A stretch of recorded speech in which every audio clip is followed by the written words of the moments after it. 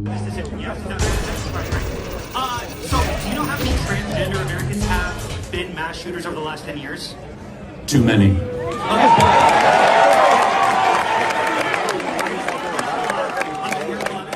5. Okay, now 5 is a lot, right? I'm going to give you some credit. Do you know how many mass shooters there have been in America over the last 10 years?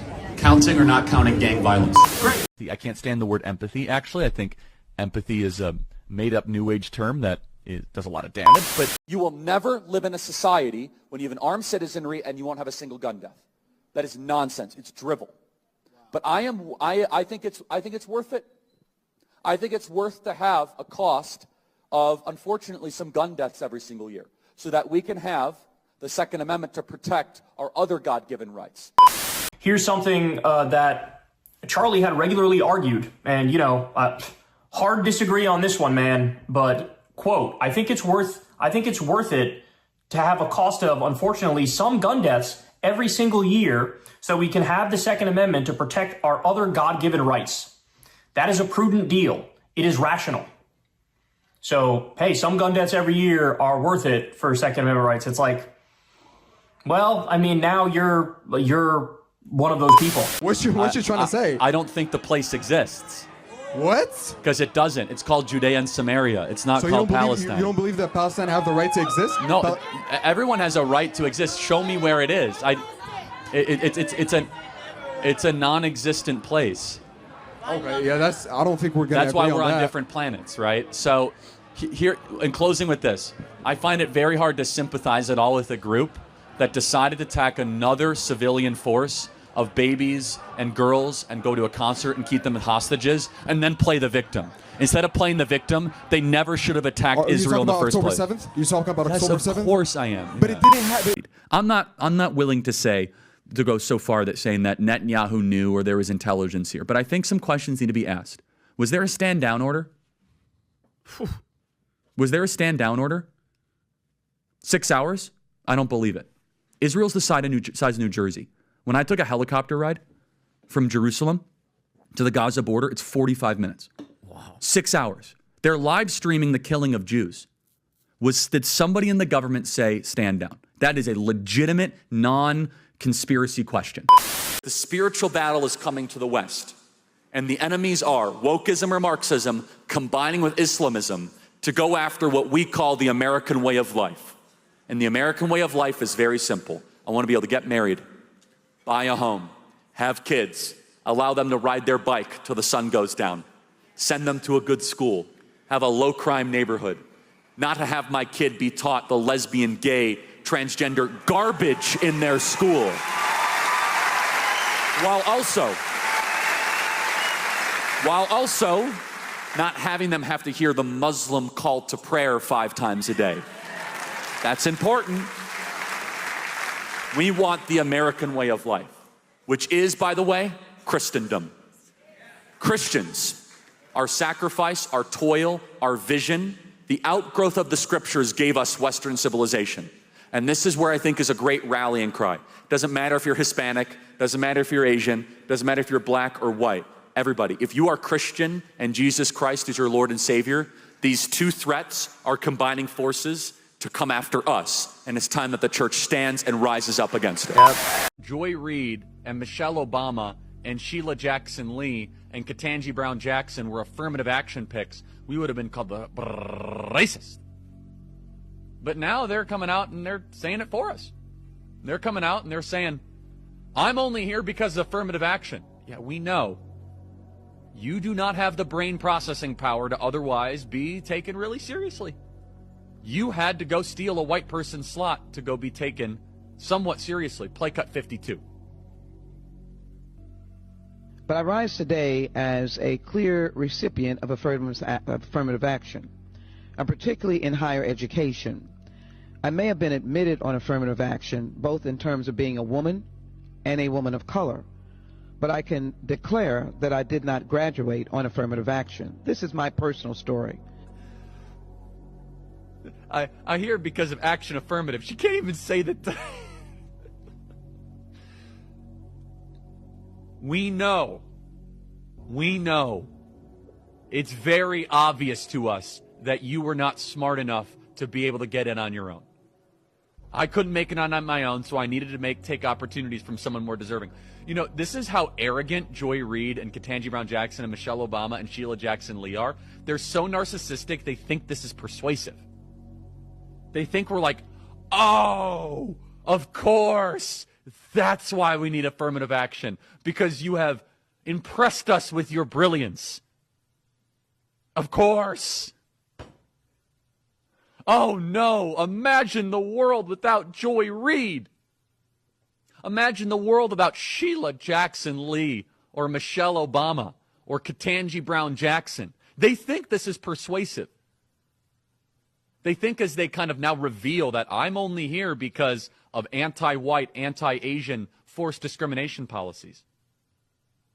That turned me into a bitter, resentful activist that hates white people, honestly, through. So if you had a daughter and she was 10 and she got and she was going to give birth and she would and she was going to give birth and she was going to live, would you want her to go through that and carry her baby? That's awfully graphic. But it's a real life scenario that happens to many people. The answer is yes, the baby would be delivered. What proportionate force is justifiable for Israel to keep itself safe? Any person that is a outspoken terrorist of Hamas needs to be killed. And until that happens, then the war will continue. Let me ask you a question. What human life is more valuable?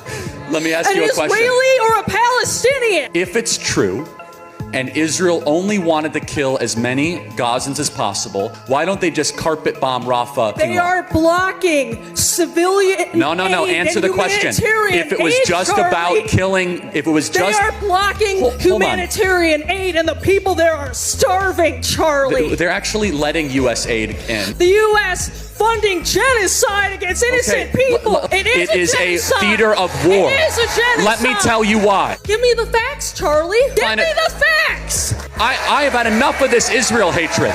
Israel has been patient and deliberate. They warn before they attack. They try to get citizens out of the way. They offer humanitarian aid to the people of Gaza. They have funded hospitals. They say, hey, we're about to bomb you. We're about to bomb you. If they're trying to commit genocide, they're doing the worst job you can imagine.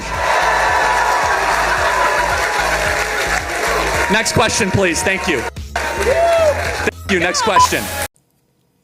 I don't even know where to start, bro. I really don't even know where to start, guys. I mean, the one thing I will say we can start with is just like, if you're just sitting there celebrating or happy in any type of way at all, you are part of the problem, for one. And for two, there's something seriously wrong with you. If you're celebrating death where there's a father with children, you don't have to be aligned with his views at all. You don't have to agree with everything he has to say, but that's a father with a wife with two kids that now have to grow up without a father, you know? And that's just the way it is. And if you don't think that's a problem, if you don't think that instead you celebrating, that's not an issue to talk about, you're part of the problem. You are part of the issue. You know what I'm saying? Like, you are a very, very, very big part of the issue. And Charlie Kirk was shot today. Did I like Charlie Kirk? Hell no.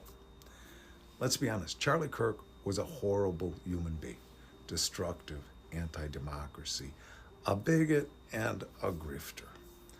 But I'm not celebrating his death. Nothing good will happen due to this violence.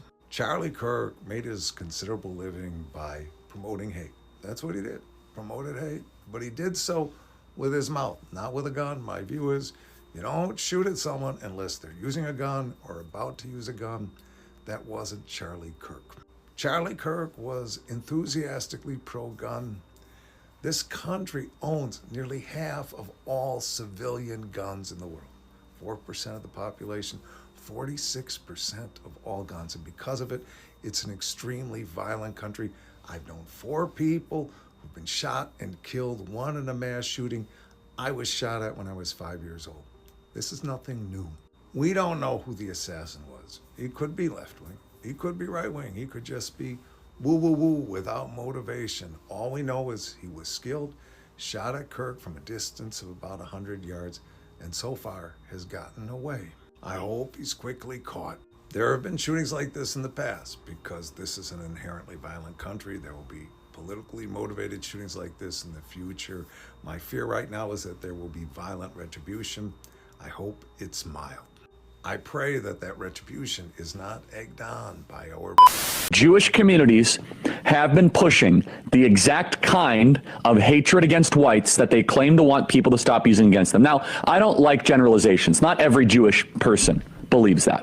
But it is true, the Anti-Defamation League was part and parcel with Black Lives Matter. It is true that some of the largest financiers of left-wing anti-white causes have been Jewish Americans. They went all in on woke, and it wasn't just ADL. It was some of the top Jewish organizations in the country that have done that. In fact, we have seen this with the recent retreat of Jewish donations that are no longer going to be administered to colleges, right? Mark Rowan, Leon Copperman. Can we get that full list? It's very powerful.